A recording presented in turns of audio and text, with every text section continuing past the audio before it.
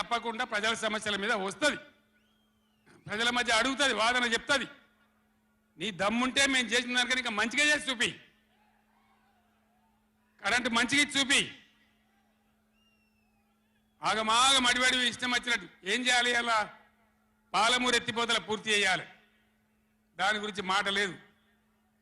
ఖమ్మంలో సీతారామ ఎత్తిపోతల పూర్తి చేయాలి, దాని గురించి ముచ్చట లేదు. ఇంకా గురుకులాలు ఎక్కువ పెట్టాలి పేద పిల్లల గురించి, ఆ ముచ్చట లేదు. కరెంటు మంచిగా ఇవ్వాలి, ఆ ముచ్చట లేదు. మంచినీళ్ళు రావాలి మంచిగా. రాష్ట్రంలో చాలా దిక్కులు తిప్పలైతా ఉన్నది, పట్టించుకునే నాతులు లేడు.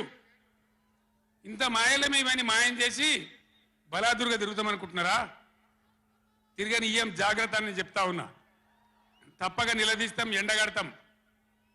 ఇంకో మాట, ఈ ప్రభుత్వాన్ని ఈ నల్లగొండ సభ నుంచి నేను హెచ్చరిస్తా ఉన్నా. ఇవాళ గోదావరికి ప్రధానమైన ఉపనదే ప్రాణహిత నది.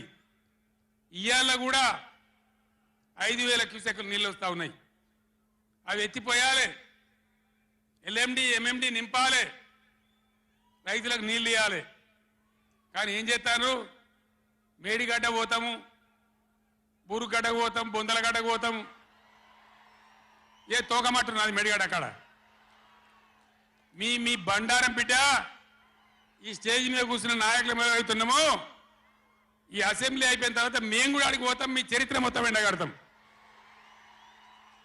ఓ లంగ చేత పెట్టి పోయిన ప్రభుత్వాన్ని బదనాం చేయాలి, బట్టగాల్చి మీదేయాలని మేము మేడిగడ్డ పోతాం. ఏం బిక్తాం మేడిగడ్డ కాడ పోయి? ఎందుకు పోతున్నావు మేడిగడ్డకు? దమ్ముంటే నీళ్ళు ఎత్తిపోయి, నీళ్ళున్నాయి, కాపర్ డ్యామ్ పెట్టి కూడా నీళ్ళు ఎత్తిపోయచ్చు. రైతుల ఈ కేసీఆర్ని బదనాం చేయాలని ఒక దుష్టబుద్ధి పెట్టుకొని రైతుల పొలాలను కొడతారా? ఇలా బంధు పెట్టిన మైబాద్కు నీళ్ళు వస్తలేవు, డోర్నగర్కు నీళ్ళు వస్తలేవు, సూర్యాపేటకు తుంగతుర్తికి మునిపొచ్చిన నీళ్ళు వస్తలేవు, తగ్గిపోతున్నాయి. ఇదా మీ రాజకీయం? మీ చిల్లర రాజకీయం. మేడిగడ్డ కాడ ఉంటే అందులో 250 పిల్లలు ఉంటాయి, 250 300 ఉంటాయి. కాళేశ్వరం ప్రాజెక్ట్ అంటే ఒక ఆటబొమ్మ కాదు.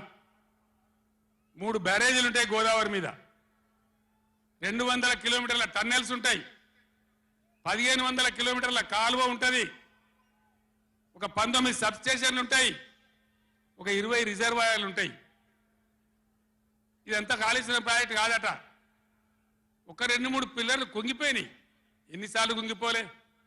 నాగార్జున సార్లు కుంగిపోలేదా? కడెం ప్రాజెక్టు గేట్లు కొట్టుకపోలేదా? మొన్నటిదాకా మూసీ ప్రాజెక్టు గేట్లు చక్కగా ఉండేదా? కొట్టుకపోలేదా? ఏదైనా పోతే సదరాలు దాన్ని మంచిగా చేయాలి, తొందరగా మంచిగా చేసి రైతులకు నీళ్ళు ఇవ్వాలి. కానీ మేము మేడిగడ్డకు పోతాం, బొందలగడ్డకు పోతాం. ఇదా రాజకీయమా?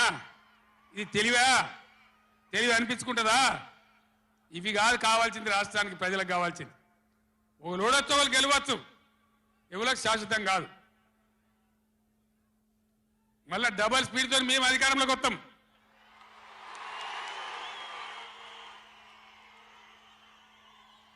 అప్పుడు మేం గిట్లే మాట్లాడన్నా, ఈ పద్ధతి అనుసరించన్నా? మిగిలితారా మీరు? అసెంబ్లీకి కూడా